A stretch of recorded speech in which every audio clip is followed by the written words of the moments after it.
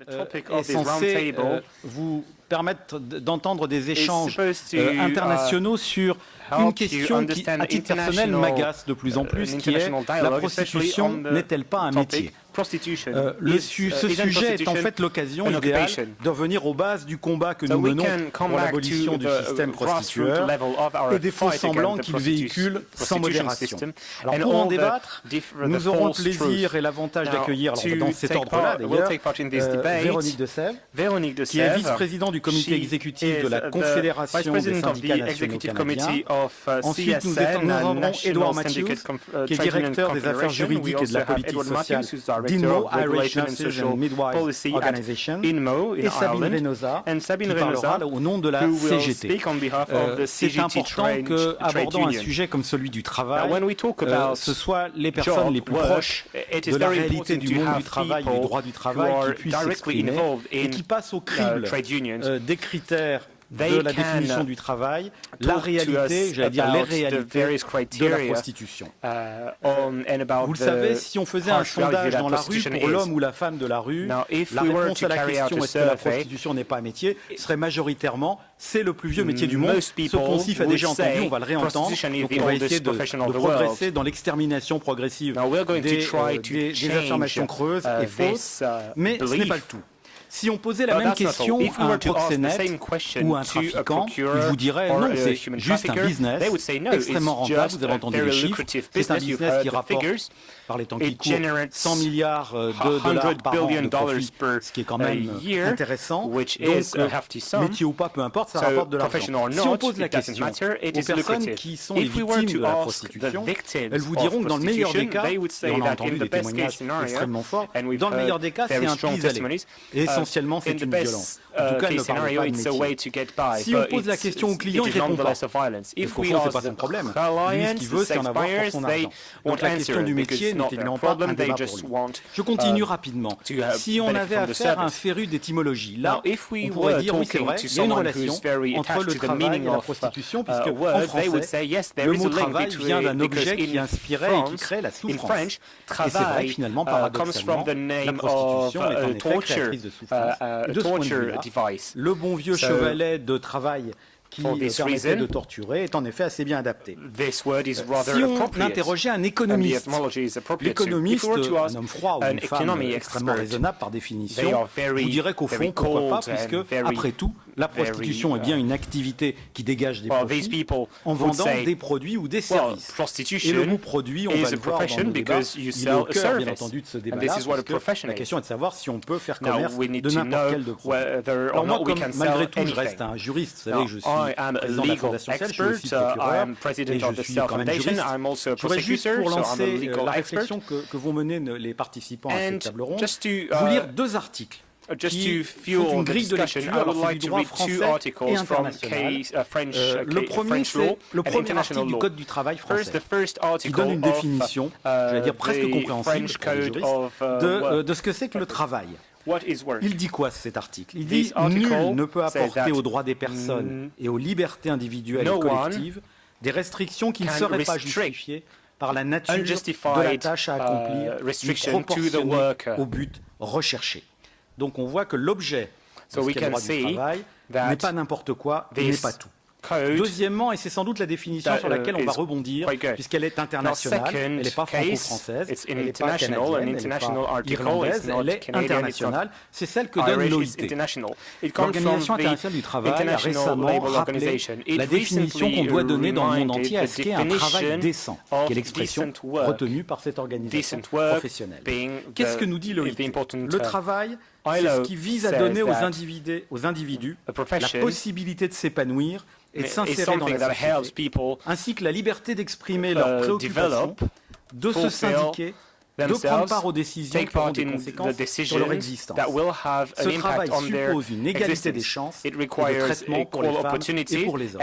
J'imagine que vous avez tous retrouvé là-dedans l'image fidèle de la prostitution. Un mot enfin tiré de mon expérience de procureur, quand on m'a demandé de travailler sur le thème de la prostitution est-elle un métier, j'ai pas pu m'empêcher de penser à un petit garçon de 12 ans que j'ai rencontré quand j'étais procureur en région parisienne et qui avait été arrêté dans une grande rafle sur un grand trafic de stupéfiants conscient dans notre banlieue. Comme tous les autres, celui-là à 12 ans n'allait pas l'envoyer en prison, on lui demandait qui il était, ce qu'il faisait. Et on lui dit, qu'est-ce que tu fais? Je me souviens de ce procès-verbal et de l'avoir devant moi. Il dit, mais moi j'ai un travail, dit-il, très content. On lui dit, qu'est-ce que c'est ton travail? Il nous a répondu, empaqueteur de doses. Voilà. Je crois que ça m'a rappelé ça. Tout n'est pas possible dans un état de droit. Et je pense que les syndicalistes qui sont autour de moi vont pouvoir vous dire de manière rationnelle ce qu'ils pensent de l'équation prostitution et métier. C'est vous qui lancez. Merci beaucoup. Merci le comité organisateur de l'invitation à participer à ce premier congrès et plus particulièrement M. Gregor Terry, que j'ai eu la chance de rencontrer en juin dernier. Donc, c'est grâce à lui et au travail de CAP International que la Confédération des syndicats nationaux est présente. J'ai une présentation PowerPoint plus en support à ma présentation et j'ai une assistante qui va m'aider à changer. Alors des fois, je vais dire, on change de diapositive, tu peux changer de diapositive. Malheureusement, avec les changements technologiques, il y a des choses qui se sont modifiées. Vous allez voir, toute l'information est là. Alors, qui est la Confédération des syndicats nationaux? Donc, la CSN est fondée en 1921. Elle est une importante centrale syndicale composée de près de 2000 syndicats. Nous regroupons plus de 325 000 travailleuses et travailleurs réunis sur une base sectorielle ou professionnelle dans 8 fédérations, ainsi que sur une base régionale dans 13 conseils centraux, principalement sur le territoire du Québec. Nous retrouvons à l'intérieur de notre organisation syndicale toutes les catégories d'emploi. Une majorité de nos membres proviennent du secteur public, que ce soit de la santé, des services sociaux, de l'éducation, des organismes publics et des sociétés d'État. La CSN représente environ 53% des femmes. Bien que le travail principal de la CSN est l'amélioration des conditions de travail des membres, elle s'implique aussi dans les débats liés aux luttes politiques et sociales. Des questions telles que dans quelle société nous voulons évoluer, quel type de rapport doivent s'articuler les relations entre les hommes et les femmes sont au cœur de nos actions. L'égalité entre les hommes et les femmes est une valeur fondamentale pour la centrale. Il est donc tout à fait naturel qu'elle participe par son réseau de la condition féminine aux débats féministes qui ont cours au Québec, dont celui de la marchandisation du corps des femmes qui inclut la délicate question de la prostitution. Dès l'an 2000, les militantes de la Marche mondiale des femmes ont été les premières à interpeller le mouvement des femmes du Québec pour que les personnes prostituées aient accès à des services de santé et de soutien moral exempts de toute discrimination. Par la suite, plusieurs discussions et échanges ont eu cours sur cette question. Nous avons tenté, les militants de la CSN, d'aider au débat souvent émotif et polarisé entre deux tendances. Dans nos rangs, nous avons pris le temps de recevoir des militantes de chacune des tendances, soit néo-réglementaristes ou néo-abolitionnistes. Nous avons organisé des sessions de formation, participé à des soirées de discussion. Nous avons procédé à l'étude de recherche documentant la situation des femmes vivant dans la prostitution. Nous avons poursuivi notre réflexion qui a été nourrie par la présentation en Conseil confédéral en juin 2013. En fait, le Conseil confédéral, c'est l'instance décisionnelle de nos membres entre les congrès.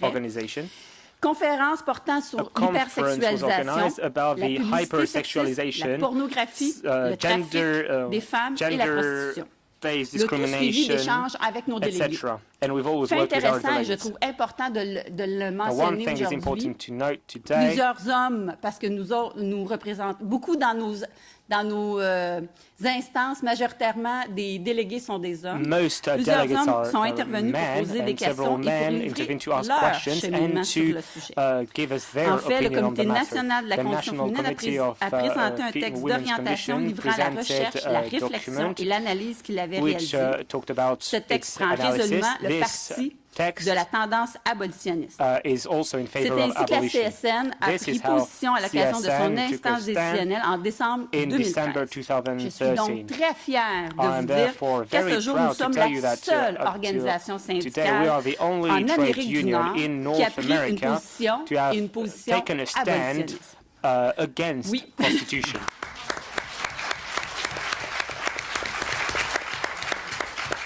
Pour nous, la prostitution n'est pas un travail, mais une exploitation. On peut changer de diapositive. La CSN a toujours lutté contre toute forme de discrimination et de violence envers les femmes. Conformément à ses valeurs et à ses principes, la Confédération agit au quotidien pour transformer le monde dans lequel nous vivons et pour que l'égalité entre les hommes et les femmes constitue une valeur fondamentale dans notre société. Et c'est exactement ce dont il est question dans le débat sur la prostitution, car la marchandisation et l'exploitation du corps des femmes, des jeunes femmes et des hommes nous concernent toutes et tous. La brochure que vous voyez, certaines illustrations, reprend donc notre texte politique et nos orientations adoptées en décembre 2013. Dans ce document, nous utilisons le mot prostituée, pour désigner, avec un « e », évidemment, pour désigner tant les hommes que les femmes qui en sont victimes. Pour nous, il est clair. Ce sont les femmes et les jeunes filles qui sont les principales victimes de ce lucratif commerce. Nous croyons qu'il est essentiel de contribuer à construire une société où nous ne pénalisons pas les prostituées, mais plutôt les entreprises, les organisations et les personnes qui s'enrichissent de l'exploitation du corps des femmes. La CSN comprend que le patriarcat, le racisme et le capitalisme sont au cœur de cette entreprise mondiale d'exploitation et de contrôle des corps des femmes et des jeunes filles s'adonnant à la prostitution. Il croit que le corps des êtres humains ne peut être réduit à un produit à consommer et à exploiter. Nous nous opposons à la mercantilisation du corps des humains, à ce qu'il devienne un simple objet de consommation, un sexe à marchander au plus haut franc, un bien avec lequel il est possible de faire des profits. Nous croyons que la marchandisation du corps des femmes constitue une exploitation à dénoncer et une pratique à combattre. C'est en appui à ces principes que nous avons voté les orientations suivantes. La volonté de lutter contre toutes les violences vécues par les prostituées et la dépendance aux drogues qui accompagnent généralement la prostitution. L'importance d'exiger des services adaptés aux besoins des prostituées, dont le service pour aider les femmes à se sortir de la prostitution. L'application plus rigoureuse des lois et conventions internationales. La décriminalisation des prostituées pour mettre fin à une situation injuste qui pénalise les victimes. La criminalisation des proxénètes avec des peines plus sévères. La criminalisation des prostitueurs ou clients afin de faire reconnaître leur responsabilité dans la banalisation et l'expansion de l'industrie du sexe.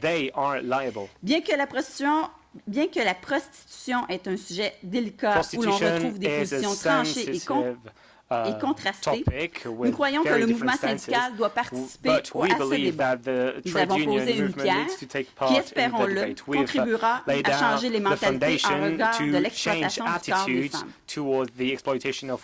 Nous savons qu'il s'agit d'une longue bataille et que nous sommes loin de la coupe aux lèvres. Mais pour nous, il s'agit de poursuivre notre implication historique pour éliminer les discriminations et les violences à l'égard des femmes prostituées. Nous nous engageons avec les groupes œuvrant auprès des prostituées et des survivantes, notamment la concertation de lutte contre l'exploitation sexuelle, la CLE, dont la CSN est membre du comité coordonnateur, à faire reculer les mythes existants sur le fait qu'il s'agit d'un travail normal, d'un choix véritable des femmes, du travail de protection, toujours en guillemets, des proxénètes. De plus, nous devons surveiller l'application de la nouvelle loi adoptée la semaine dernière par le gouvernement canadien et qui sera en application le 6 décembre, date assez importante au Canada, pour s'assurer de la décriminalisation des prostituées et de l'attribution des moyens financiers nécessaires au soutien des femmes voulant se sortir de la prostitution et de l'industrie de la prostitution. Cette loi fait suite à la Cour supérieure qui a répondu favorablement à la décriminalisation de la prostitution au Canada. En effet, en 2010, la juge Suzanne Immel déclarait inconstitutionnels les articles du Code criminel canadien portant sur la prostitution. Nous allons poursuivre aussi notre travail de sensibilisation auprès de nos syndicats et de nos membres, tout en étant bien présente dans les débats au sein du mouvement des femmes au Québec et au Canada. Des alliances avec d'autres groupes doivent se développer afin d'enrayer l'orientation, de poursuivre nos avancées dans la lutte pour l'égalité entre les femmes et les hommes. Aujourd'hui, Je vois que nous sommes nombreuses dans cette lutte. Je termine sur les mots de Jean Henriquez, militante féministe et membre du Comité international de la Marche mondiale des femmes pour la région de l'Asie. Je crois qu'il est du devoir de chaque militant et militante de constater les structures d'oppression qui attaquent la dignité de la personne, donc de contester non seulement le capitalisme, mais aussi le patriarcat. Je vous dis, avec vous, la CSN, pour nous, la prostitution, c'est une exploitation à dénoncer, Prostitution une pratique is an à combattre. exploitation to denounce, a practice to fight. Thank you.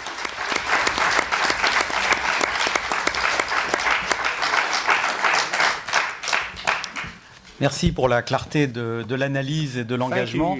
Je ne peux qu'engager ceux qui ne l'ont pas encore fait à lire la loi canadienne qui vient d'être adoptée. Notamment, vous verrez qu'elle a l'avantage d'être d'une grande simplicité dans l'exposé des motifs, puisqu'elle relie directement, sans précaution oratoire, la marchandisation du corps considérée comme impossible dans nos démocraties et les activités de prostitution.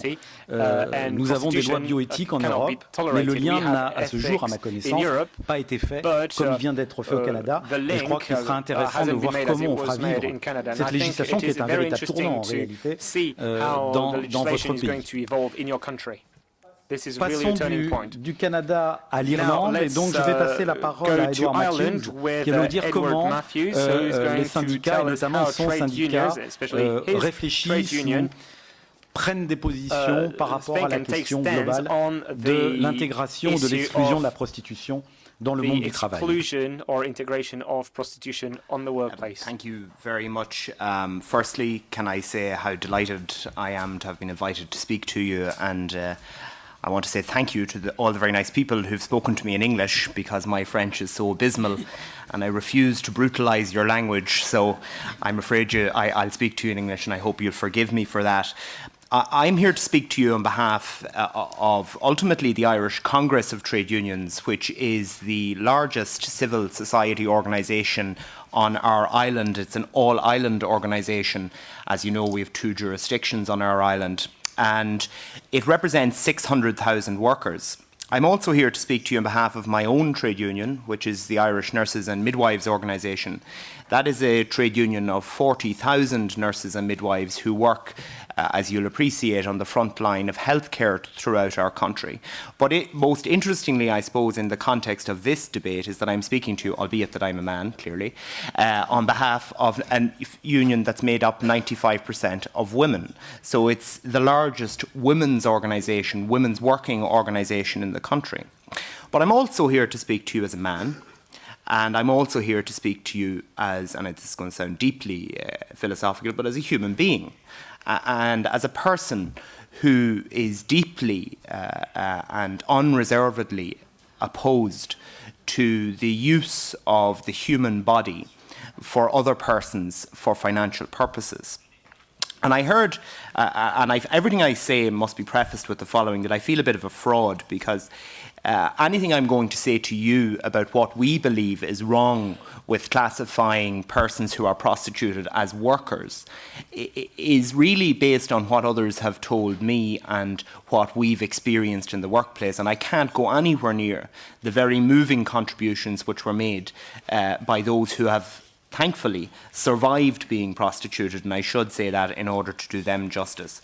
But one point just stood out at me earlier on, and it's something that's often said at home as well, that no one ever dreams of growing up to be prostituted. And I absolutely accept that that's a very valid argument. But many people don't dream of growing up to clean toilets either.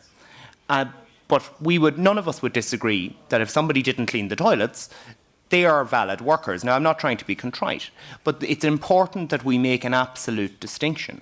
And the absolute distinction is there are things we never dream of, and there are things that should never be permitted. And there must be a distinction made. And I'm saying this to you because our organisation was faced, and indeed all activists in Ireland were faced last week, with a full-page expose in the national paper of record, the Irish Times, of a person who describes themselves as a sex worker, who's now participating in a television programme and wanted to announce to the world how happy she was in her work, how she wouldn't be condescended to by organisations like our own and members of the Turn Off the Red Light campaign, and how we were very sinister, in a sense, organisations trying to take away working rights. And in that context, I think the first thing that we have to get away from is any sense in which we regard the transaction, if we'll call it that, of providing money for sexual services as anything resembling an employment contract. In every employment contract, there's what's called a mutuality of obligation. It covers a wide range of things. There's no mutuality of obligation in the payment for sex or sexual services. It is a rhetoric that does a disservice to us all, and it's a problem with language because every contract has at its core, if you like, a sense of choice, that you had some choice as to whether to contract or not. Now, those on the periphery who object to our refusal to agree to the classification of persons who are prostituted as professionals or workers says to us, well, people make a choice to do that. Now, there will always be a periphery whereby they're actually expressing an actual free choice, or they are doing like the more eminent persons before me said, they're expressing something which helps them to survive because it's the only way they can classify what they're doing. But we can never subscribe to that, because to subscribe to that, and our organisation believes that any subscription to the notion that the sale of one's body for sex is a contractual exchange in a free market which just happens to be illegal and really would all be normalised, and all the inherent risks attendant thereto would be eliminated by the legalisation of it, is absolutely, as we would say, in cloud cuckoo land. There is some sense that all the pimps and gangsters and thugs who are prostituting women and children and young boys mainly, or younger men, that suddenly with the advent of legalisation will become model employers. And those who say that are very far removed from the reality of mainly women who, I can tell you, attend emergency departments and healthcare services, brutalised internally, externally and psychologically by what they have experienced. And if anyone thinks that access to the National Labour Tribunal is somehow going to stop these inveterate criminals from plying their trade, is very sadly mistaken and isn't having proper regard to the evidence internationally in relation to the experience of jurisdictions which have legalised the prostituting of persons. But there are some fundamental assumptions which are all false, which underpin the argument that the legalisation of prostitution will cure all ills associated with the effects on persons who are prostituted. First of all, it's based on the premise, which is fundamentally wrong in my view, that buying a person for sexual exploitation is not in and of itself wrong. I want to set that aside. I believe it is wrong. But that is my view of something that is morally wrong. And I would be the type of person that would say to you, what I think is morally wrong and what you think is morally wrong is irrelevant. The threshold for legal intervention, generally accepted in the discussion of where law intervenes with morality, is where you have harm. And the harm is irremovable from this sector of our society, if you like, or this arena, and that is the difference here, which justifies the intervention of the criminal law.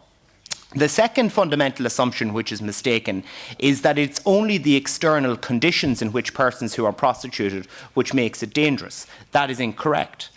Another fundamental assumption which is incorrect is that the seller, as is termed in that parlance of sex work, that the seller of sexual services is in control of safe sex practices. And we know that that's not the case, because our contributor earlier said to us, if you're in an economically pressed situation and you say, well, I don't do anal sex, well, I will if you have a condom, well, there's another €100, or my child needs something for school, well, then is that a real choice? Is that person really in control of the safety of their sexual health?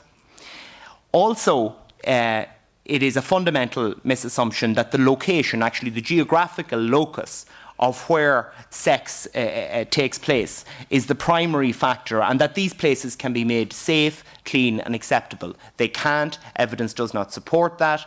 And in the vast majority of cases where you have, for instance, in Germany, super brothels, you will have the truth emerge. People are still subject to violence. People inherently are afraid, and people are inherently psychologically damaged by what occurs to them.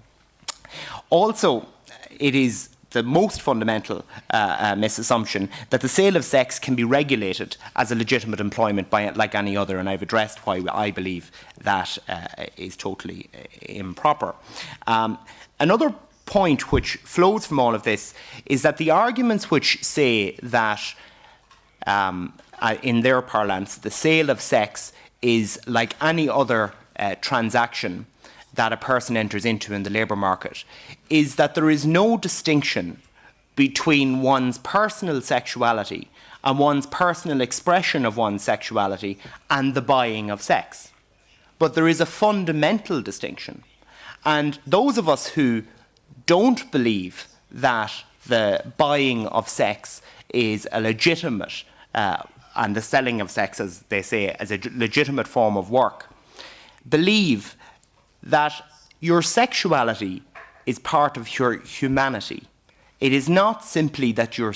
this argument I had at work last week, somebody said, well, what about somebody who plays football or somebody who sings? But aren't they using their body for something? No, you know, they're the type of people that are more pitied, or more to be laughed at, or pitied than laughed at. Because in reality, if you cannot see the distinction between the inherent concept of sexuality and sexual expression to a human being with something they do in the labour market, like performing a service or building something or digging a hole or writing a paper, then we really just need to meet those people head on. Because my organisation and the people that I represent here today fundamentally believe that the use of a human for no other purpose than sexual gratification is very, very, very close to rape in every instance, because the moral wrong is the same. And then the harm which flows from that, in our view, justifies the intervention of the criminal law. Turning to the harm, I don't want to labour this point because there are others more capable than me, but just from our own experience in terms of the health impacts of on persons who are prostituted, and you'll forgive me if I slip into incorrect language. It's not meant as a pejorative in any way, shape or form. But we'd all agree, I think, that in the main, persons who are prostituted suffer very significant physical and mental ill health or trauma. And it erodes self-esteem, erodes self-confidence. We have experience of causing mental health difficulties, depression, symptoms of post-traumatic stress disorder. On a physical level, for their reproductive health, infertility, unwanted pregnancies, sexually transmitted infections, fissures, and many other physical consequences. And these cannot be ignored, because as the contributor from the United States, and forgive me, I don't recall her name, said earlier on, this isn't pretty. It isn't pretty in an emergency department at 4 o'clock in the morning if the person makes it that far to say, well, what happened to you? Well, I was engaged in work in apartment 6B and something happened. If that was a builder in apartment 6B, in Ireland we'd send the Health and Safety Authority to carry out an inspection. Do people genuinely think that the Health and Safety Authority are going to be dispatched to a brothel to inspect the health and safety of it? And what controls did you have to deal with violence and aggression in that workplace? This is madness. And it is liberalism gone mad. And the reason it has happened is that there has been a fundamental divorce between two concepts. We all agree that things that are morally wrong, in our point of view, sometimes are people's own business and sometimes they are the business of other people. Harm is the threshold. People who are prostituted are harmed every day. We cannot and must not allow the rhetoric of a minority to dominate what is the reality of the situation. And they are, make no mistake, colleagues, my worry is that if we are not constant and we are not forthright, there is a very powerful reality-creating rhetoric being peddled by a minority who are trying to normalise and as a result legalise or legalise to normalise. We will institutionalise the degradation of other human beings.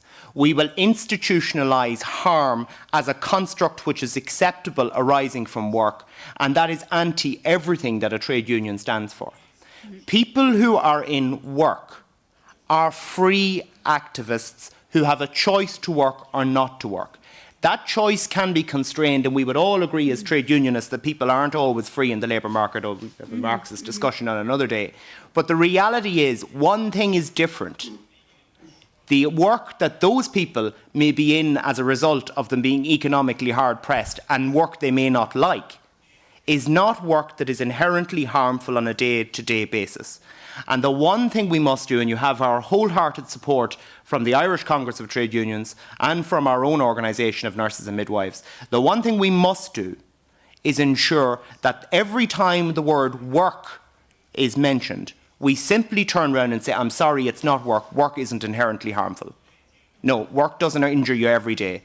And somebody will say, but it doesn't injure me. You're wrong. And if you're right, you're in the absolute minority, and we have a duty to protect our people, and we have a duty to protect our society. And I, for one, do not want to live in a society or to be a trade union activist in a society which recognises women, men or children as items to be used for the sexual and lurid pleasures of another human being. If you want to have sex in any way, shape or form you want, personally, I couldn't care less. Up, down, left, right, whatever way you want. But if it involves harm and if it involves money, then it's wrong, it's not work, and it meets no definition of work. And one last point I would make to you is, we must be very vigilant. Each organisation that spoke already spoke about different spheres of influence. Particularly, I was very interested to hear about the remarks about the UN Women earlier on. But here's another sphere of influence, is the ILO. We all had to mobilise recently to deal with the ILO's position in relation to work. That organisation is not speaking on behalf of those who are harmed. It is listening to a minority, and it is listening to an uneducated fraternity who are making bold statements which don't represent the reality of the misery and degradation associated with being prostituted. I want to close by congratulating you all wholeheartedly for attending, for your participation, and to thank you again for the kind invitation to speak. Thank you.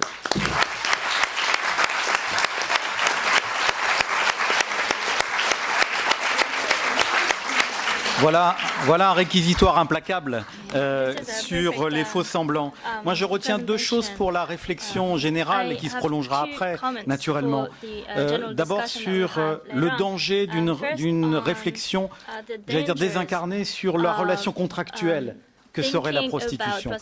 En droit, là encore, un contrat, c'est entre deux personnes égales qui conviennent volontairement d'un échange où chacun trouve un intérêt et dont on peut sortir librement. C'est exactement la contradiction avec le phénomène dont on parle ici.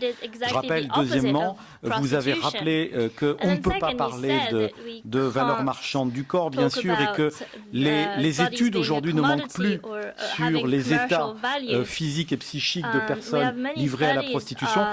Relisez l'étude de l'OMS de l'année dernière qui rappelle un seul chiffre qui dit tout. Les personnes vivant habituellement de la prostitution ont aujourd'hui, en 2014, une espérance de vie de 34 ans. Je ne vois pas d'entreprise ou d'État qui accepterait de se satisfaire de ce genre de situation.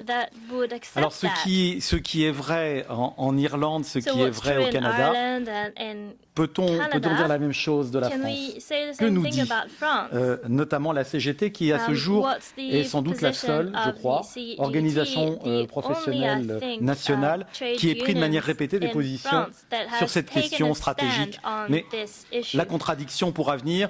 Je connais une autre organisation syndicale qui a porté des paroles sur cette question, qui est le syndicat de la magistrature, qui a résolument pris la position inverse. Mon obligation de réserve m'interdit de faire des commentaires et je vais laisser la parole à la CGT. Bonjour. Donc effectivement, je suis ici au titre de la CGT, qui est la première organisation syndicale française. Alors effectivement, nous avons été la seule organisation parmi, je précise tout de même, parmi les confédérations françaises à adopter cette position abolitionniste, c'est-à-dire parmi les grosses organisations, puisque nous partageons ce positionnement avec des organisations syndicales de moindre influence, on va dire, et avec lesquelles nous militons au sein du collectif national des droits des femmes, notamment. Donc, tout d'abord, je tiens à vous remercier, bien sûr, au nom de la CGT, pour cette invitation. Cette invitation, nous le prenons comme un témoignage, finalement, de reconnaissance envers notre engagement à vos côtés, notre engagement dans les luttes féministes et notre engagement dans toutes les luttes contre toutes les violences faites aux femmes, quelles qu'elles soient. Donc, j'avais moi aussi envisagé un détour par l'OIT, par le concept de travail décent, mais bon, je remercie M. Charpenel de me faire gagner du temps. Et les témoignages de ce matin ont été beaucoup plus éloquents que tout ce que je pourrais vous dire, justement pour mettre en regard ce concept de travail décent avec les réalités de la prostitution. Donc, qu'est-ce qu'on peut dire par rapport à notre conception du travail? Eh bien, d'abord, ça a été dit ce matin, quel métier s'empare du corps et du psychisme des personnes au point d'imposer le recours généralisé à des drogues? Quel métier implique des souffrances telles que des mécanismes de dissociation psychique sont nécessaires pour supporter le quotidien, comme dans le viol, puisque c'est ce qui ressort de travaux de psychiatres qui font justement le parallèle. Quel métier provoque des syndromes post-traumatiques à la majorité des personnes qui l'exercent? Aucun. Et la prostitution, donc, n'est pas un métier. La prostitution est une violence et cette violence lui est intrinsèque. Au travail, on échange sa force de travail physique et intellectuelle contre un salaire. Aucun patron ne peut exiger notre intimité en pâture. Alors certes, le monde du travail est empli de violence. Et les femmes y sont particulièrement exposées. Nous ne le savons que trop. Mais faire de la prostitution un métier ne peut que banaliser et conforter toutes les formes d'exploitation. Ça ne peut que fragiliser davantage encore les plus précaires et tirer tout le monde vers le bas. J'y reviendrai plus loin. L'argument de la légalisation afin d'encadrer des pratiques existantes, nous le subissons régulièrement en tant qu'organisation syndicale, nous le subissons à quelque niveau que ce soit, dans quelque contexte que ce soit. Mais à ce compte-là, pourquoi alors ne pas rétablir les autres formes d'esclavage au prétexte que d'autres formes ont survécu à l'abolition, et ce même en France, sous des formes clandestines et marginales? Au moins, on pourrait s'accorder l'illusion de négocier quelques aménagements. Par exemple, le poids des chaînes, pour reprendre une célèbre expression. Eh bien non, nous pensons qu'il est urgent de traduire dans la loi le fait que la prostitution est une violence contre les femmes et même le stade ultime des violences contre les femmes. Et responsabiliser les clients prostitueurs sans qui pas de prostitution possible, c'est un acte fort et nécessaire pour marquer l'interdit et combattre la tolérance sociale, mais aussi faire reculer la demande. C'est ce que l'on a observé dans les pays abolitionnistes, notamment la Suède. En revanche, dans les pays qui l'ont légalisée, la prostitution a explosé. Les conditions des personnes en prostitution se sont dégradées et on a constaté une recrudescence de l'activité illégale et mafieuse. Parlons un peu de l'Allemagne. L'Allemagne, ces célèbres lois Hartz qui ont déréglementé le travail, qui ont organisé l'exploitation des plus précaires, les jobs à 1 euro, les mini-jobs dont sont victimes des millions de femmes en particulier. Eh bien, c'est dans ce même contexte. Est-ce une coïncidence? Je ne sais pas, je pose la question. C'est dans ce même contexte que l'Allemagne, en 2002, a légalisé la prostitution. Cette loi promettait de faire de la prostitution un travail salarié comme un autre, couverture sociale à l'appui.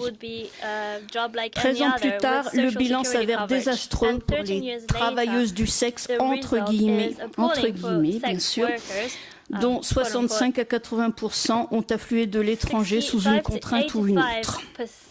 Selon les estimations de Verdi, qui est le syndicat des services allemands, ce marché représente en Allemagne un chiffre d'affaires de 14,5 milliards d'euros, avec des profits astronomiques qui alimentent le proxénétisme, alors que la condition des prostituées n'a fait que se dégrader. Toujours selon ce même syndicat, seuls 1% des prostituées sont aujourd'hui en possession d'un contrat de travail. Par ailleurs, l'hebdomadaire Der Spiegel relève que pour beaucoup des personnes qui connaissent bien les milieux de la prostitution, cette loi n'est finalement qu'un programme de subvention aux proxénètes, je cite, et qu'elle rend le marché plus attractif pour la traite. Donc considérer la prostitution comme un travail et la réglementer, c'est mettre le doigt dans l'engrenage de la normalisation et la banalisation. C'est logiquement prévoir des formations professionnelles, l'accueil en stage, en apprentissage, inclure ces soi-disant emplois dans l'offre raisonnable proposée, pour ne pas dire imposée, aux personnes en recherche d'emploi. D'ailleurs, cela s'est vu déjà en Allemagne. Le système prostitutionnel est indissociable de la place des femmes dans la société et notamment sur le marché du travail. L'économiste Rachel Silvera évoque le fait qu'au tournant des 19e et 20e siècles, le cinquième quart, comme on disait, permettait de compléter le salaire de misère, simple salaire d'appoint, des femmes qui étaient dépourvues d'un monsieur gagne-pain. Alors, est-ce la société moderne qu'on nous propose à travers la réglementation ? Ce n'est pas un hasard si l'on observe une recrudescence de la prostitution dans les pays tels que l'Espagne ou la Grèce, où les mesures de réduction des dépenses publiques se font principalement au détriment de l'emploi des femmes. Ce n'est pas un hasard si la prostitution dite occasionnelle et choisie se développe aujourd'hui principalement parmi les étudiantes, de pair avec leur paupérisation, tandis que 90% des personnes prostituées aujourd'hui en France proviennent de quelques pays parmi les plus pauvres, ce qui reflète bien justement le fait que ces personnes sont victimes de réseaux criminels. Qui peut considérer cela comme partie d'un choix de vie, d'un plan de carrière ? La séparation entre activité rémunératrice et sexualité est une condition indispensable à la liberté et à l'égalité des femmes et des hommes dans la sphère publique comme dans la sphère privée. Entre une personne qui engage son corps dans ce qu'il a de plus personnel et intime et une autre son argent, il ne peut y avoir de contrat qui tienne. Ça a été dit, nous partageons cette appréciation. On ne peut parler de libre consentement dans un rapport déséquilibré des parties. Par ailleurs, la loi sur le harcèlement sexuel interdit l'accès au sexe par la coercition. Elle interdit de ramener les femmes à un statut d'objet sexuel au service des désirs des hommes pour gagner leur vie, obtenir un logement ou tout autre avantage. Et imposer un rapport sexuel en échange de quelques billets serait légal. L'argent aurait donc le pouvoir magique de lever tous les interdits, de redéfinir des zones de non-droit. Cette question du consentement, entre guillemets, entre parties inégales nous interpelle régulièrement, nous syndicalistes, car elle permet de tout justifier. Mais le Code du travail est là également pour protéger les salariés contre elles-mêmes et eux-mêmes, notamment sur tout ce qui touche à leur santé et sécurité. Car ces enjeux sont d'ordre public, ils dépassent le cadre individuel lorsqu'on est dans une logique de dumping social. Le logique ici poussée à l'extrême avec cette, entre guillemets, économie de marché radicale, pour reprendre l'expression d'un représentant des patrons de l'industrie du sexe en Allemagne. Nous savons ce qu'il en est du consentement de la ou du salarié soumis au lien de subordination en ce contexte de chômage de masse. Alors imaginons ce que peut être le consentement d'une femme qui a subi des violences depuis en général la jeunesse et l'enfance, comme l'attestent aussi toutes les enquêtes. Le recours à l'argument du droit à disposer de son corps est un détournement. En France, la vente d'organes est interdite, avec ou sans consentement des donneurs, car on considère le corps comme étant inaliénable et ne pouvant faire l'objet d'une transaction financière. Considérer la prostitution comme un métier comme un autre, c'est légitimer que l'on traite le corps d'autrui comme une marchandise. Légitimer le fait de n'avoir plus à se soucier du désir d'autrui à condition de payer pour cela. Et banaliser la prostitution, c'est légitimer la domination masculine, c'est renforcer le modèle social qui exclut encore tellement les femmes. Le système prostitutionnel est partie prenante du système patriarcal au sein duquel toutes les violences contre les femmes s'alimentent, se confortent et s'entretiennent les unes les autres. Dans les négociations sur l'égalité professionnelle que nous menons à tout niveau, il y a une clause qui ne fait même plus débat aujourd'hui. Alors qu'il s'agissait initialement d'une revendication que nous avions été les seuls, nous CGT, à porter. C'est la lutte contre les stéréotypes. Stéréotypes qui font obstacle à l'égalité professionnelle. Or, le système prostitutionnel en est le conservatoire le plus verrouillé, le propagandiste le plus efficace et le plus radical. Bien entendu, notre position ne peut s'accompagner que de demandes fortes en termes d'accompagnement, de politique d'aide et de soutien aux personnes victimes de la prostitution. Il est nécessaire de mener auprès d'elles des campagnes de sensibilisation, de santé physique et psychique, de leur fournir une écoute et de développer des politiques de réinsertion professionnelle avec bien sûr un gros effort de formation. Nous demandons donc une politique publique de lutte contre le système prostitutionnel qui s'appuie sur 4 piliers. La lutte contre les réseaux de traite et de proxénétisme à l'échelle nationale et internationale. L'accompagnement des personnes prostituées, ce qui passe par l'abolition du délit de racolage passif, par un accompagnement social, par l'accès aux droits sociaux pour toutes les personnes prostituées, y compris un titre de séjour pour toutes, l'accès à l'emploi, au logement, etc. Ce qui nécessite évidemment des moyens financiers et humains conséquents. Le 3e pilier serait le renforcement de l'éducation à la sexualité et de la prévention. Et enfin, bien sûr, la responsabilisation des clients. Nous attendons donc que les moyens financiers, que des moyens financiers humains à la hauteur soient dégagés.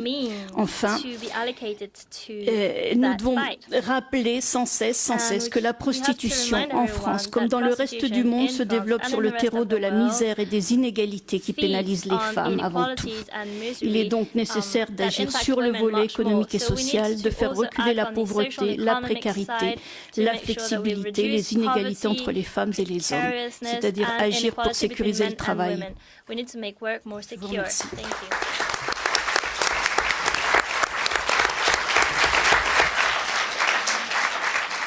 Voilà une claire feuille de route pour la dernière table ronde avec les élus qui, je pense, ont bien reçu le message clairement. Là encore, peut-être pour illustrer si besoin est-il les points importants qui viennent d'être rappelés.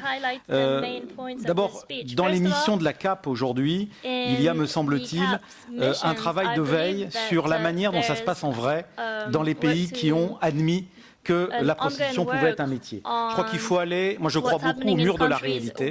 Allons en réalité, croisons les expériences des organisations syndicales, des associations de terrain pour dire les choses comme elles sont. Et je pense que ça devrait simplifier la perception des véritables enjeux. Deuxième chose, c'est encore le juriste en moi qui reparle, ce que vous me dites là me fait penser que nous avons un certain nombre de leviers sur le refus de l'apparence de contrat. Je vous rappelle cet arrêt de la Cour européenne des droits de l'homme de 2010, l'arrêt Rantsev, qui est à mon avis un excellent exemple de comment le droit peut venir au secours des valeurs du travail, puisque cet arrêt, je le rappelle, a condamné la Fédération de Russie d'une part et la République de Chypre d'autre part pour avoir autorisé une ressortissante russe à partir à Chypre avec un contrat de travail de danseuse exotique. La condamnation a été fondée sur la violation de la dignité de la personne. Je rappelle que cette dame Rantseva s'est jetée ou a été jetée de la fenêtre de l'appartement où les proxénètes voulaient la prostituer. Elle croyait qu'elle allait danser. Et la Cour européenne a rappelé qu'un État a un devoir de précaution et de protection des plus vulnérables et qu'il ne pouvait pas laisser partir une de ses ressortissants, sachant qu'elle s'exposait à un travail où sa dignité serait nécessairement piétinée. Je crois que c'est une leçon à mériter pas seulement pour Chypre et pour la Fédération de Russie, mais pour tous les pays qui font semblant de penser que le commerce peut dominer les problèmes de relations personnelles. Et je termine cette observation avant peut-être de redonner la parole au panel, puisqu'on a encore un peu de temps, en vous rappelant ce que m'avait dit une personne suivie par les équipes d'action contre le proxénétisme pendant de nombreuses années, qui est une des rares qui est venue jusqu'à un procès 6 ans après qu'elle ait dénoncé ses proxénètes. C'était une jeune Serbe vendue à 12 ans par ses parents, revendue 12 fois, avortée 3 fois et qui avait été sauvée par le bus des femmes sur les périphériques parisiens. Elle avait voulu, disant « ma vie est finie, je veux qu'il paye ». Et on lui a posé la question au cours du procès, mais vous avez été prostituée dans des pays qui interdisent la prostitution, dans des pays qui la tolèrent et dans des pays qui la légalisent. Elle a dit, vous savez, pour moi c'est pareil. Que ce soit dans un pays où on dit que c'est un métier, où on dit que ça n'existe pas, où on dit que c'est interdit, c'est toujours la même violence que je subis. Et je pense que ça, c'est peut-être la meilleure synthèse qu'on peut faire des réponses à apporter aux lobbies puissants qui essaient de convaincre des personnes de bonne foi que, au fond, c'est un travail comme un autre, c'est un travail tout court, et que finalement, comme disaient les responsables hollandais du gouvernement hollandais, qui étaient interpellés sur l'augmentation des groupes criminels qui sont tous propriétaires des maisons de prostitution aux Pays-Bas. En disant oui, c'est embêtant quand même d'avoir des managers qui sont tout de même liés au grand banditisme, il faut bien le dire. Ils disent oui, le problème c'est que ça nous rapporte 6% de notre PIB. Et donc ça, voilà la question. Et bien je pense qu'ils posaient bien la question. Ils ont apporté la mauvaise réponse, mais ils ont posé la bonne question. Ne faisons pas que dans nos pays qui n'ont pas fait ces choix, j'allais dire dramatiques pour la dignité de la personne, eh bien nous écoutions ce que les syndicats qui ont le courage de prendre des positions sur une question aussi délicate nous disent aujourd'hui, nous diront demain. C'est pourquoi je vous remercie, mais si vous avez peut-être des commentaires et des réflexions, des réactions à ce qui a été dit par les uns et par les autres. En fait, 2 choses. Tout à l'heure, je disais que la Confédération des syndicats nationaux travaillait pour l'amélioration des conditions de travail de tous et de tout, indépendamment qu'ils soient syndiqués ou pas. On travaille même avec des organisations de travailleurs non syndiqués pour justement améliorer leurs conditions de travail. Donc, lorsqu'on parle de ça, il faut aussi regarder qu'est-ce que ça veut dire si on considérait la prostitution, en guillemets, comme un travail, et on pense que c'est inacceptable selon notre position. En même temps, on travaille aussi sur l'amélioration des conditions sociales. Et je pense que c'est ça aussi qu'il faut travailler. Il faut continuer. Donc, il faut continuer à se battre contre les inégalités. Il faut continuer à se battre contre la pauvreté et contre les inégalités entre les hommes et les femmes, mais aussi entre toute la société. Je pense que c'est ça le cœur du travail de la CSN. Et je pense que c'est pour ça qu'on ne peut considérer la prostitution comme un travail, mais bien comme une exploitation. Je terminerai avec quelque chose parce qu'on a parlé de contrat tout à l'heure. Et lorsqu'on a fait nos recherches, nous, pour nous aider à nous alimenter pour notre prise de position, on a mis la main sur une étude qui avait été faite par des étudiantes, des chercheurs de l'Université du Québec à Montréal, où elles avaient trouvé, dans leur recherche, elles ont trouvé un document dans l'appartement d'un proxénète à Montréal en 1909, et c'était un contrat qui faisait signer entre la personne qui exploitait et lui. Et je trouve important de vous dire parce que c'est pour ça qu'il faut justement se battre sur cette question-là. Alors, le contrat dit, si tu acceptes de signer ce contrat, c'est parce que tu ne mentiras jamais, tu ne feras aucune hypocrisie envers moi et tu ne me feras jamais de cette offre. Danseuse, escorte ou autre, c'est le même règlement. Je dois tout te payer, tout ce que tu veux, tout ce que tu as besoin. N'oublie jamais que tu travailles pour moi. C'est moi qui gère tout l'argent. Je travaille selon mes règles, mes horaires. Je suis ton boss, ton agent, ton père, ton chum, ton frère, ton meilleur ami. Les autres gars ne doivent pas avoir aucun impact face à ton travail. Tu ne respectes pas toutes ces règles, c'est à tes risques et périls. Et c'était signé. Alors, je pense que quand on signe ces contrats-là, je ne pense pas qu'on a le choix. Au contraire, on est dans l'exploitation. Et c'est pour ça qu'il faut continuer à se battre. Et nous allons nous battre comme syndicat, comme confédération.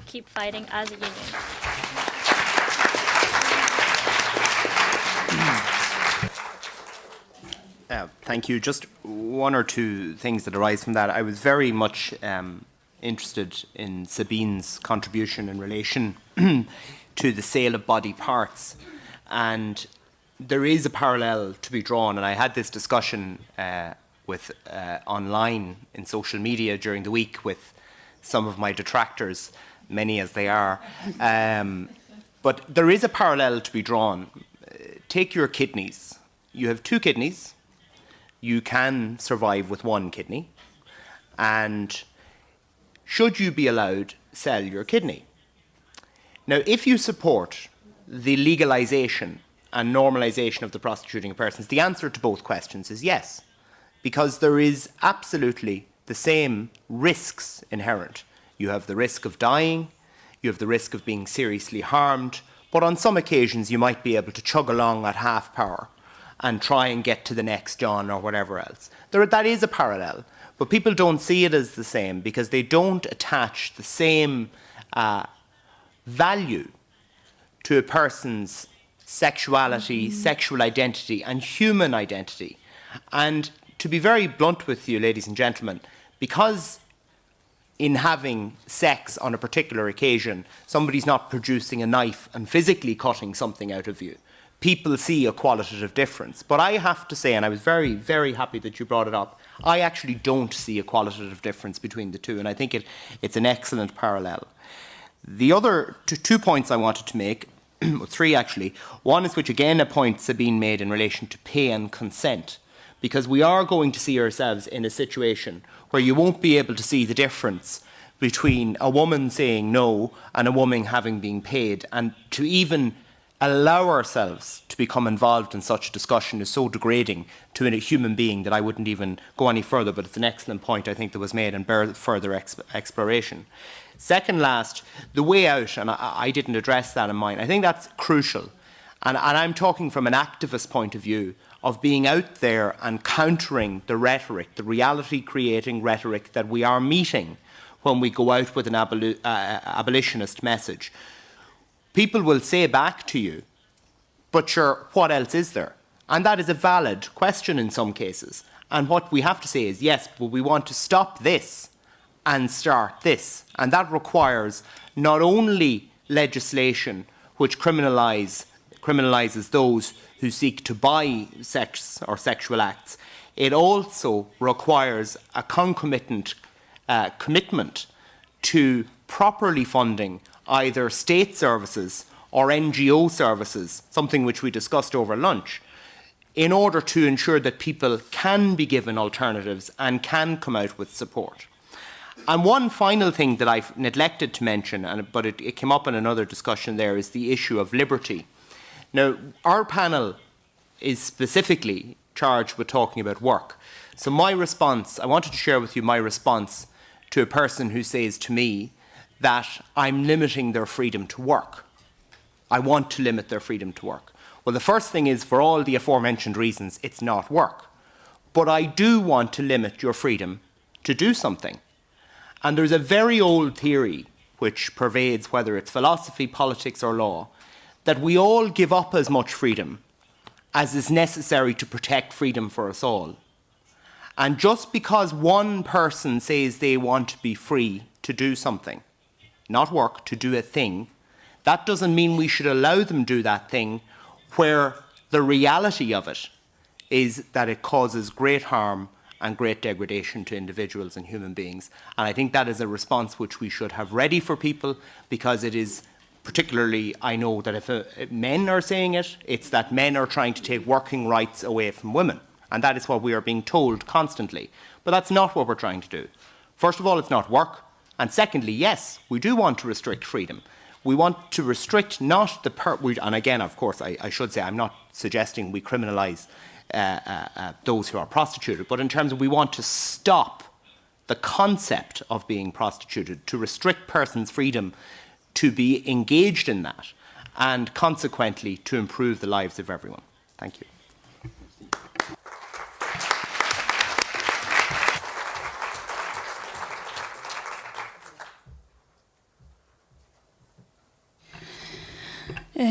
Oui, écoutez, simplement le constat que nous nous heurtons à des campagnes médiatiques d'une violence inouïe de la part de tous les lobbies qui agitent toute une phraséologie autour de concepts tels que la liberté, etc., et en pervertissant d'ailleurs des concepts qu'en tant que féministes nous avons portés, tels que le droit à disposer de notre corps. Mais bon, je pense qu'au cours de la journée, il y a eu quand même suffisamment de témoignages extrêmement clairs.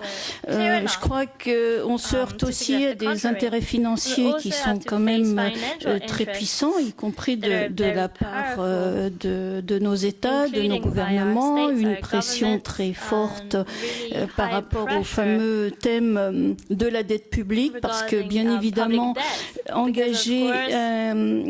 s'engager dans un combat pour l'abolition réelle de la prostitution, je l'ai dit tout à l'heure, eh bien, ça implique d'engager des dépenses publiques à un niveau confortable, alors que, au contraire, réglementer tel que l'a fait l'Allemagne, ou bien, bon, M. Charpenel l'a dit, les Pays-Bas, ça permet au contraire d'engranger des taxes, des impôts, et de gonfler le PIB. En fait, je me permettrais plutôt de terminer par une question aux juristes. Est-ce qu'il n'y aurait pas aussi d'autres leviers du côté de l'Europe, avec une résolution qui a été votée en février 2014 par le Parlement européen, une résolution qui reconnaît la prostitution sous toutes ses formes comme contraire à la charte des droits fondamentaux, contraire à la dignité humaine, au principe d'égalité entre les femmes et les hommes. Est-ce que, sachant que cette charte est à valeur constitutionnelle en Europe, est-ce que ça ne peut pas être aussi une piste d'action? C'est une question. C'est une question qui va évidemment être au cœur de la dernière table ronde. On leur inspirera également cette pensée célèbre du stratège chinois Sun Tzu, qui rappelle qu'une bataille se mène toujours en appuyant sur ses points forts. Et le combat que nous menons a des points forts, en dehors des convictions qu'on peut avoir. En effet, les outils juridiques internationaux qui petit à petit tissent un certain nombre d'armes que souvent on oublie d'ailleurs de mobiliser. Je crois que le thème, en effet, de la marchandisation du corps, le thème de la dignité de la personne, le thème de la lutte contre les réseaux criminels, parce que je vous le confirme, la criminalité organisée, c'est pas arrêté à nos frontières, comme le nuage de Tchernobyl. Il y en a chez nous, il y en a chez nos voisins, il y en a partout. Et donc, si on accepte en effet que les choix stratégiques d'une société soient dirigés par des gens qui n'ont aucune loi, effectivement, reconnaissons la prostitution comme un métier parmi les autres et prions pour que nous ne soyons pas conduits à en être les victimes. Mais je reste bien obligé d'ailleurs, parce que ça c'est mon métier, toujours positif et optimiste. Et d'ailleurs, le fait que nous ayons dans quelques minutes un panel de parlementaires de plusieurs horizons qui vont, vous le verrez, converger sur des questions où ils n'ont rien à gagner en premier lieu à mener ce combat-là. On voit bien que l'étonnement de beaucoup de parlementaires, de gens de la rue, de magistrats, d'associations qui ne travaillent pas sur ce thème, à se dire « mais qu'est-ce que vous avez à vous mêler de ça ?» Alors laissez la situation se réguler, après tout, si elles le veulent bien. Donc je crois que la réunion d'aujourd'hui et la réflexion que nous menons ensemble sur le faux semblant d'un travail que serait la prostitution va illustrer qu'on ne doit pas être dupe, en effet, d'arguments, à vrai dire, assez misérables. Après tout, nous sommes dans la salle Victor Hugo. Et donc, je vous propose de remercier les intervenants et de nous donner 10 minutes avant la dernière table ronde. Merci à vous tous. Oui. Bon, alors écoutez, vous avez de la chance parce que, comme la conférence de presse manifestement se poursuit, ça veut dire que vous avez gagné un quart d'heure de questions et peut-être de réponses, si vous le souhaitez, même si je sais que la pause est un appel extrêmement fort. Je vous en prie.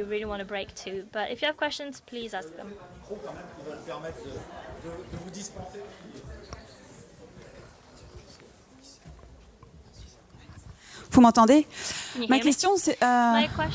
je vais la poser en français. C'était savoir comment vous avez réagi, alors peut-être ça s'adresse plus aux Européens, à la demande de l'Union européenne d'inclure la prostitution dans le PIB. Et je ne sais pas si au Canada vous avez entendu parler de ça, mais d'un point de vue des syndicats, est-ce que vous avez une position là-dessus et comment est-ce qu'on peut réagir? Allez-y. Et très rapidement, parce que je pense y avoir répondu indirectement tout à l'heure, parce que justement, on est dans le cynisme le plus absolu, quoi. Voilà, je crois que ça se passe de commentaires, enfin, du moins ici, devant vous, public averti. I regard it as immoral. Realistically, I'd adopt what Sabine is saying. It's not something that should occur in our view. Under no circumstances should it occur. Oh, sorry. Are we doing? It's not a feature in Ireland. It isn't. Sorry, are you asking me? Are we taking action on that point? No, because it's not a feature in Ireland. It isn't accounted. Is it? Am I wrong? They did it this year. Well, obviously, I'm a little bit out of date, but to be corrected. Thank you. Au Canada, c'est pas quelque chose qui est discuté. En même temps, il est clair que si il y avait des discussions dans ce sens-là, on serait tout à fait contre. Ça, c'est même pas une question que je me pose, c'est une évidence. Alors, quel est le seul côté positif de cette incroyable demande, tout de même, parce que qui d'ailleurs est déjà pratiquée aux Pays-Bas. C'est comme ça qu'on sait que la prostitution, c'est 6% du PIB. C'est tout de même que grâce à ça, enfin, on a des chiffres précis. Mais je pense que c'est un avantage qui est médiocre par rapport à l'indignité, quand même, d'imaginer que, parce qu'après tout, la prostitution, le trafic de stupéfiants, le trafic d'armes, le trafic d'organes vont participer à la richesse publique et reconnue d'un pays. Ça me paraît difficile à admettre. Et je ne vois pas de parlementaire en France aujourd'hui qui pourrait agréer une telle demande. Que des techniciens éminents d'une institution non moins éminente européenne posent la question, après tout, pourquoi pas? Ça nous donne l'occasion d'y répondre. Oui, non, mais c'est aberrant. On n'est pas obligé d'y répondre, si vous voulez. Ou en tout cas, pour dire que ce n'est pas un sujet, en effet. Enfin, en tout cas, c'en est un. Et il est bon qu'on renvoie des messages de cette nature. On ne transige pas avec l'indignité, me semble-t-il. Hello. I will ask the question in English. Thank you to the panel. Coming from a frontline NGO, for me, I would really like, now that we have a couple of minutes, to hear a little bit more from the three representatives and yourself, Yves, in relation to the position and articulation that the ILO it puts forward when they consider both trafficking and include sexual exploitation for, sex work. There seems to be some. It doesn't seem to be entirely clear, but it seems to be taking a particular direction, and I'm very interested to hear what the labour organisations here articulate in relation to the ILO's direction on prostitution and sex work. We've been active on that in the last year in terms of our own governmental delegations attending the ILO and our Congress of Trade Unions representatives as well. I find the position of the ILO moving slightly in the line of the UN, in that there are statements being made which are moving incrementally towards a recognition, in my own view now, we haven't quite gone this far, but a recognition of being prostituted as a recognised normal sector of the economy, one which should be regulated in order to improve the conditions of the inverted commas workers therein.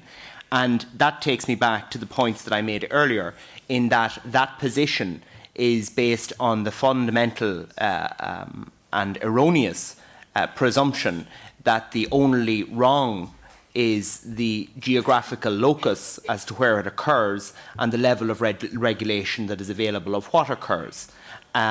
It mistakes the degree of control and choice that those who are prostituted have. It mistakes the fact that it is impossible to appropriately regulate. It mistakes the fact that where it is regulated, where are the 14, 15 and 16-year-olds gone and the 12 and 13-year-olds gone?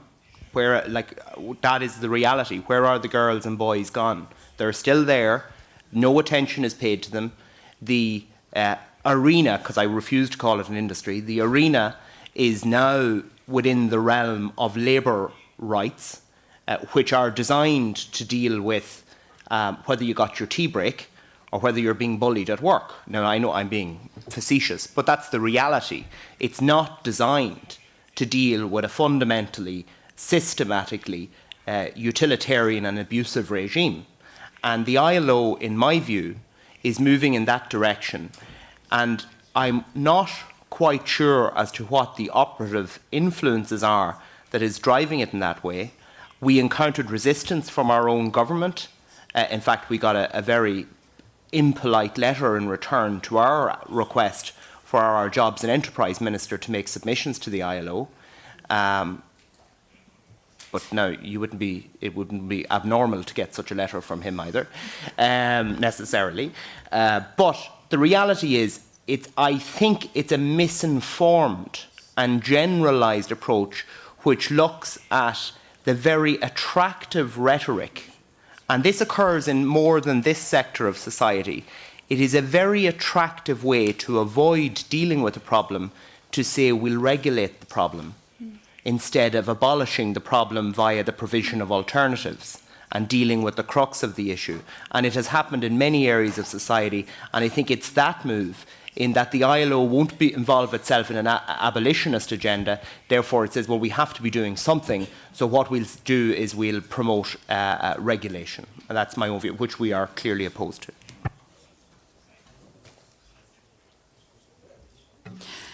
Je ne sais pas si je comprends bien votre question, mais je vais me lancer sur une réponse.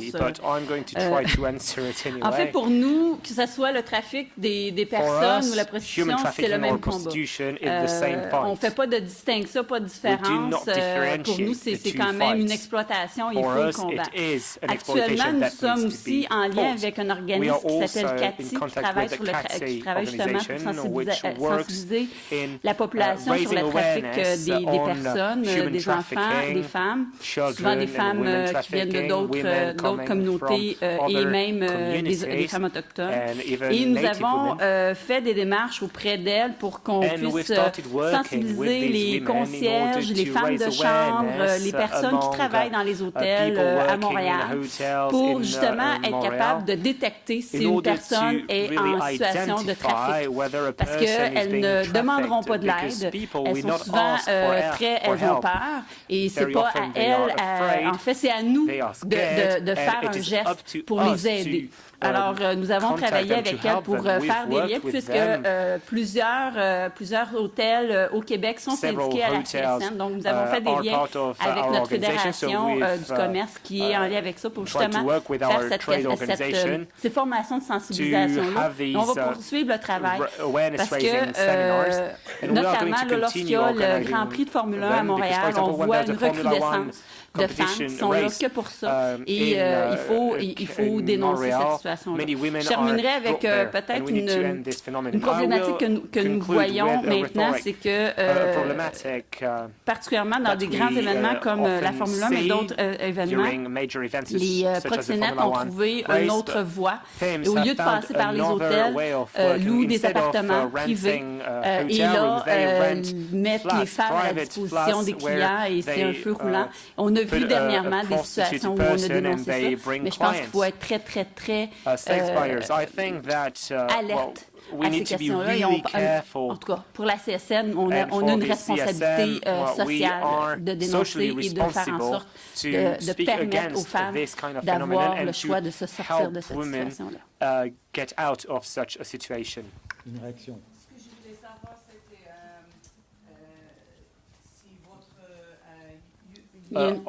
You can speak in English, I understand. It was more in relation to the International Labour Organization and their articulation on prostitution, whether your union had any communication with them on this particular issue or expressed any concerns about the direction they appear to be moving.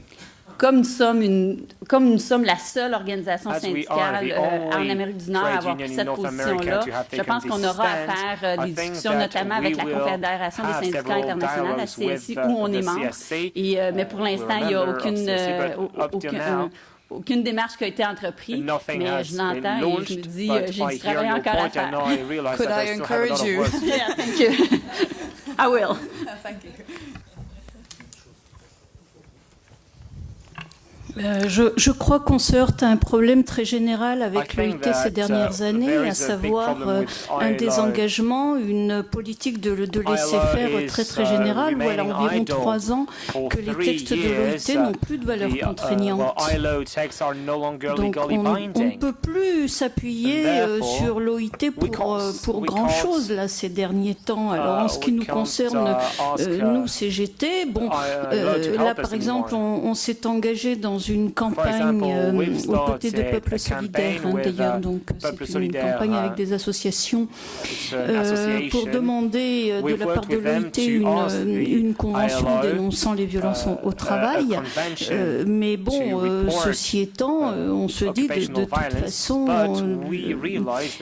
est-ce que la première des choses à faire n'est pas d'obtenir une réactivation de l'OIT dans son rôle, enfin je ne vais pas utiliser le terme gendarme, ça risquerait d'être péjoratif, mais si, allons-y, parce que on sait bien que la liberté des puissants par rapport aux vulnérables, c'est la liberté du renard dans le poulailler. Donc, voilà. Je voulais intervenir. Je suis une militante de l'association ATTAC, qui est une association altermondialiste, et donc apporter le point de vue que nous avons sur la façon dont l'OIT, depuis un certain nombre d'années,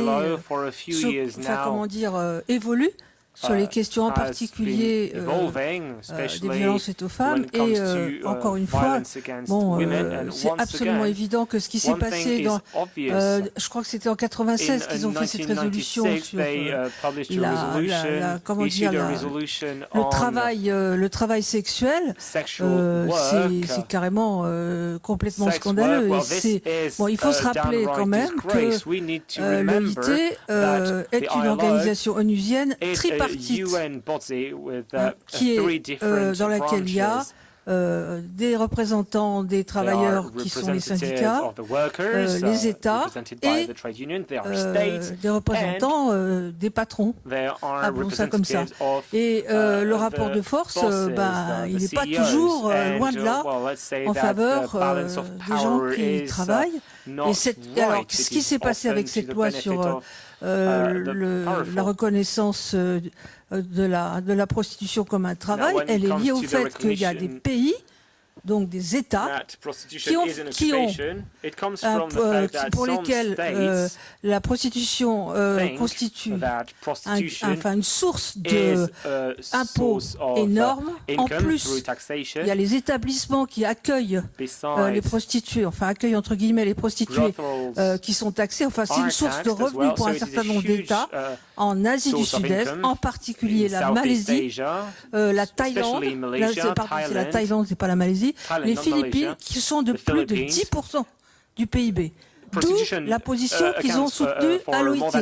C'est clair, c'est ça. C'est ça qui s'est passé. Donc ça, c'est quelque chose à dénoncer haut et fort. Et voilà, quoi. Je veux dire, c'est purement scandaleux. Alors maintenant, on a un peu l'impression que récemment, effectivement, ils ont fait un autre quelque chose qui est quand même, bon, peut-être... la résolution sur le travail décent, c'est quelque chose qui est bon, qui est dans le bon sens. Voilà. Est-ce que ça va être suivi des faits? Personne ne sait. Ça a permis, d'après ce qu'on a compris l'année dernière au Forum social mondial, que des associations et des syndicats de travailleurs domestiques se créent et organisent la lutte pour la reconnaissance de leurs droits grâce à cette résolution de l'OIT. Voilà. Et récemment, il y a ce que vous dites, à savoir qu'il y aura peut-être un pas en avant de l'OIT sur la lutte contre les violences sexuelles faites au travail. Voilà. Espérons que ça pourra faire avancer les choses. Si, je crois que nous allons peut-être, à moins qu'il y ait une question, que je voudrais que personne soit frustré, peut-être je vois que nos parlementaires d'élite sont en train de nous rejoindre et donc nous pouvons peut-être faire une question. Thank you. Merci. Thank you for the panel. As you know, as many of you know, for the last 10 years, the so-called sex worker unions and their supporters have greatly influenced the UN and its agencies and the ILO. Somebody recently pointed out that the so-called sex workers unions are the only unions in the world where, quote-unquote, management, the pimps and brothel owners, are members of it. If that is true, could there be a campaign to dismantle the whole notion of sex workers' unions?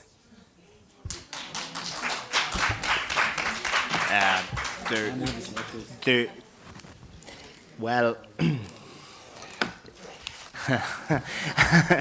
look, you can't. First of all, sex workers' unions should be dismantled because it's not work. And that's the first step. I absolutely see your point. They're clearly in it for their own benefit. The pimps are in it for their own benefit. And there's no question about that. My only fear is if you had a campaign to say the pimps were involved, you might say, well, why don't you have a trade union for those who are prostituted without the pimps? So I think it's a multifaceted campaign to say you can't have a union because it's not work, number one. And number two, what purports to be a union is a sham organisation which is promoting the interests of those making the money, which is the pimps. Je crois que là, nous sommes vraiment dans la feuille de route de la dernière table ronde qui a ici tout le champ ouvert sur précisément les priorités qui peuvent être données raisonnablement au progrès que nous appelons tous de nos vœux. Merci à tous nos intervenants, merci à vous et à dans 5 minutes pour la dernière table ronde.